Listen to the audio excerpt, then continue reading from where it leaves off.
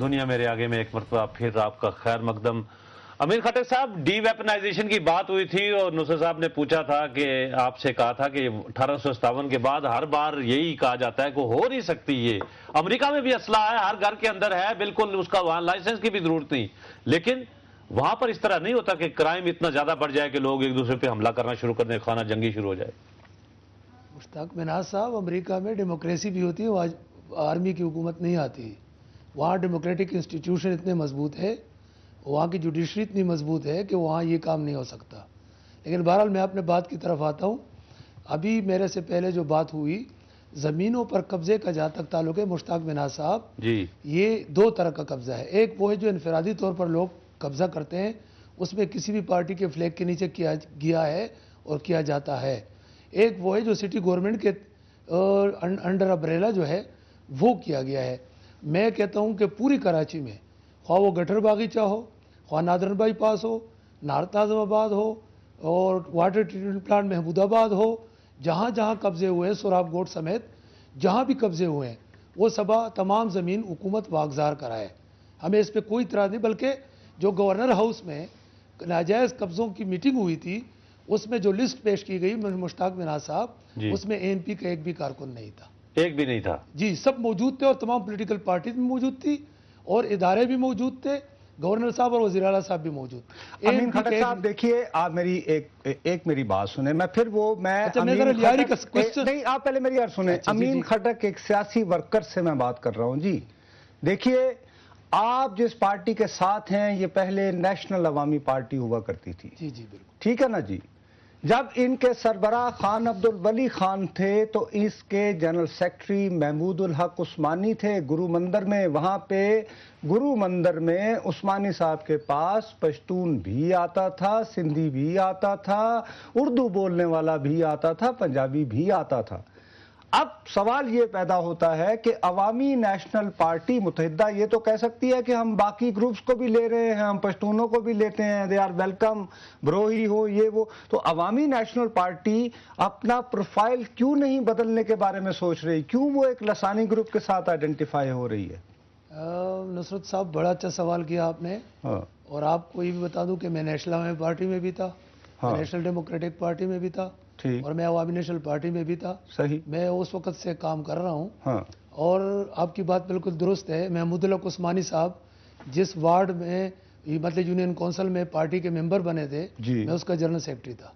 تو یہ بات نہیں ہے، بات آپ کی بالکل درست ہے۔ آج بھی ہمارے سیکرٹری جنرل احسان وائیں صاحب پنجابی ہیں، ہمارے سرائکی میں بھی تنظیم ہے، ہمارے پنجاب میں بھی تنظیم ہے، اور ابھی کراچی میں ہم نے کوشش کی ہے، جیکب آباد میں سندھی ہمارے ساتھ آئے، ہم نے وہاں ڈسٹرکٹ تنظیم بنائی ہے، میرپور خاص میں ہم نے تنظیم بنائی ہے، ہم نے خیرپور میں تنظیم بنائی ہے، ہم نے سکر ڈسٹرکٹ میں تنظیم بنائی ہے، اور ہم نے ابھی ٹنڈو محمد خان میں تنظیم بنائی ہے۔ لیکن یہ کہ چونکہ پولرائزیشن ہو چکا ہے، مجھ سے زیادہ آپ باخبر ہیں کہ جب قوموں کے مفادات جو ہیں وہ ٹکراتے ہوں تو پھر پولرائزیشن ہوتی ہے۔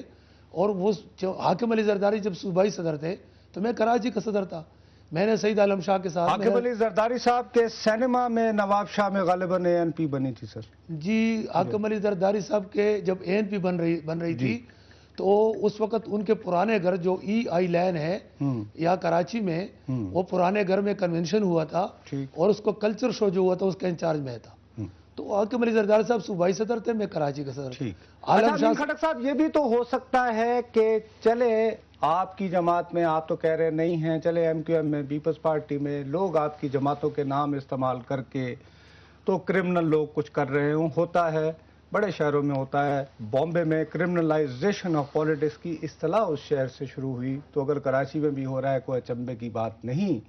لیکن امین خٹک صاحب، آپ صرف یہ فرمائیے کہ کیا ایسا نہیں ہو سکتا کہ خاص انتہا پسند بھی، مذہبی انتہا پسند بھی تو کراچی میں ہیں، اور ان کو یہ پتہ ہے کہ امریکہ پاکستان پر دباؤ ڈال رہا ہے کہ نارتھ وزیرستان جائیں، اور وہ کراچی میں ایک ایسی سچویشن کریٹ کر رہے ہوں کہ فوج مجبور ہو جائے، لوگوں ہر طرف سے چیخ و پکار ہو جیسے کل سے ہو رہی ہے کہ فوج کراچی میں امن بحال کروائے تاکہ نارتھ وزیرستان محفوظ رہے؟ ایسا نہیں ہو سکتا، اور آپ لوگ خواہ کا ایک دوسرے پہ بلیم دے رہے ہیں؟ دیکھیے جی، آپ کی بات سے میں آپ کی بات اکثر مسترد نہیں کرتا ہوں، لیکن یہ ایک سوال میں بھی رکھتا ہوں نصرت بھائی کہ کراچی میں یا کوئی بھی ہو، آپ دیکھتے ہیں کہ پورے پختونخوا میں، قبائلی علاقے میں جہاں بھی کوئی پولیٹیکل ورکر نشانہ بنا وہ عوامی نیشنل پارٹی سے تعلق ہے، اور 2 MPs بھی ہم نے شہید ہو گئے۔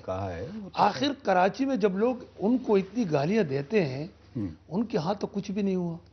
کہیں ایسا تو نہیں ہے کہ دونوں کا باس ہی ایک ہو؟ نہیں تو اچھا یہ تو اپنا خٹک صاحب آپ نے سخت بات کہہ دی، لیکن آخر آپ بھی ایک کولیشن کا حصہ ہیں کراچی کے اندر بھی جو سندھ میں ہے، کیا آپ کو جو سرکار کی نیت ہے آخر وہ بھی تو چاہتے ہوں گے نا کہ کراچی اگر امن سے رہے تو ان کی سرکار بھی چلتی رہے گی، وہاں سے کبھی وہ ان کے خلاف ہو جاتے ہیں اور کبھی وہ آگے لگتا ہے جیسے ان کا انٹرسٹ ختم ہو گیا ہے، کیا پیپلز پارٹی کی گورنمنٹ وزارت داخلہ وہاں پر جو ہے وہ سیریس ہے کہ کراچی میں امن ہو؟ میرے خیال میں جتنے وزیر ہیں سب سے زیادہ سیریس ہی وزیر داخلہ ہے۔ کون ہے وزیر؟ لیکن بات یہ ہے، بات ہے 25 کی بات ہے۔ ایک منٹ امین صاحب، آپ یہ فرما رہے تھے کہ آپ کا خیال ہے کہ ڈاکٹر ذوالفقار مرزا بہت سیریس ہیں، جتنے بھی وزراء ان میں سے ایک، لیکن پھر بھی اگر فرض کریں کہ لیکن وہ 25 کے فگر سے نہیں نکل سکتے، وہ 25 کے فگر سے نہیں نکل سکتے۔ اچھا، یعنی آپ کا مطلب ہے کہ MQM کا جو 25 سیٹس ہیں اس کی وجہ سے حکومت نہیں کچھ کر پا رہی نیشنل اسمبلی میں، یہ آپ فرما رہے ہیں؟ جی میں بالکل یہی کہہ رہا ہوں۔ اچھا، ایک امین صاحب، ایک بی بی کا فون ہے، وہ سنتے ہیں کیا؟ السلام علیکم جی۔ وعلیکم السلام بھائی، ایک مسئلہ کیا چل رہا ہے، بادشاہ لوگ کیا کر رہے ہیں، وزیر کیا کر رہے ہیں؟ ہاں، مہاجر اور بلوچ بہن بھائی ہم لوگ، ہم تو ہیں مسلمان۔ ہاں، یہ بادشاہ لوگ کر رہے ہیں کہ ہم لوگ کو پرسوں گھر میں ایک دولہا تھا اتوار کو، ہاں اس کا آج تیجا ہو گیا ہے۔ اس طریقے سے تو نہیں ہوتا ہے نا انسانیت، اس طریقے سے ہوتا ہے۔ بادشاہ کیا اپنے گھر میں اپنے بچوں کو سنبھال کے بیٹھے ہو، ہم لوگ کھانے سے پینے سے گھر سے سب سے ہم رہ گئے۔ آپ لوگ یہ بادشاہ تک اوپر گھر تو پہنچاؤ، بات تو پہنچاؤ۔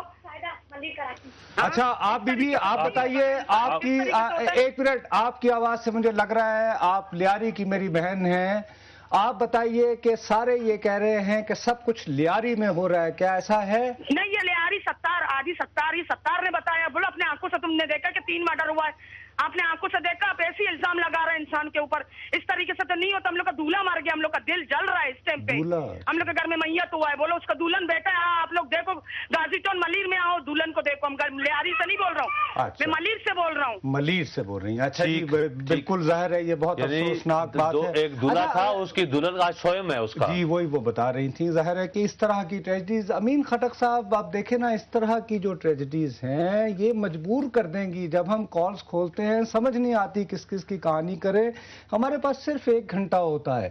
ملک میں تو بات یہ بن رہی ہے کہ سب ناکام ہو گئے، فوج کو بھیج دیا جائے، تو اگر فوج نہیں آنا ہے تو آپ کی جمہوریت کے لیے جد و جہد کہاں گئی نصرت بھائی؟ بات یہ ہے کہ اگر فوج کو بلانا بھی ہے تو پولیس کی مدد کے لیے بلائے۔ جو لوگ فوج کو اس طرح بلانا چاہتے ہیں ہم اس کے فیور میں نہیں ہے، ہم کہتے ہیں وہ یہاں انتظامیہ کی مدد کے حوالے سے سرچ آپریشن کرے، وہ ملیر میں بھی کرے، وہ سوراب گوٹ میں بھی کرے، وہ لیاری میں بھی کرے، وہ لیاقت آباد میں بھی کرے۔ 1989 میں اسلم بیگ صاحب کو جب کہا جا رہا تھا تو وہ کہہ رہے تھے میں جانے کو تیار ہوں، لیکن مجھے ساتھ میں فوجی عدالتیں بھی دیجئے۔ نہیں، وہ تو پھر دوسرا مسئلہ ہو جائے گا۔ البتہ یہ ہے کہ رینجر تو موجود ہے نا، رینجر کو وہ اختیارات دیا جائے سرچ آپریشن کے، تاکہ وہ سرچ آپریشن کرے اور پولیس کے مدد کے ساتھ، کیونکہ پولیس کراچی کی جو ہے ان کو معلوم ہے کون سے گلی کو کس طرف جاتی ہے۔ تو خٹک صاحب کیا رینجرز کو سرچ کے، ہمیں تو یہی بتایا جا رہا ہے کہ اختیارات دیے ہوئے سرچ کے، جہاں پر صرف ایک نہیں جی، کوئی سرچ آپریشن ابھی تک نہیں ہوا، صرف بیچارے روڈوں پہ کھڑے ہیں، آج تک تو گلیوں میں اندر گئے نہیں۔ لیکن آج جو لیاری کے بارے میں ہو رہا ہے کہ جی اوپر سے ہیلی کاپٹرز آ رہے ہیں، لیاری، ایک بات بتاؤ، لیاری جو ہے، ایک بات میں واضح کر دوں، لیاری پاکستان بننے سے پہلے کی آبادی ہے۔ لیاری وہ آبادی ہے جو کراچی جب بنی نہیں تھی، کراچی کے اصلی باشندے ہیں، اصلی حقیقی باشندے جو ہیں، مائی کلاچی کے۔ ہاں، تو اب اصلی وارثوں کو کیوں کوٹا جا رہا ہے؟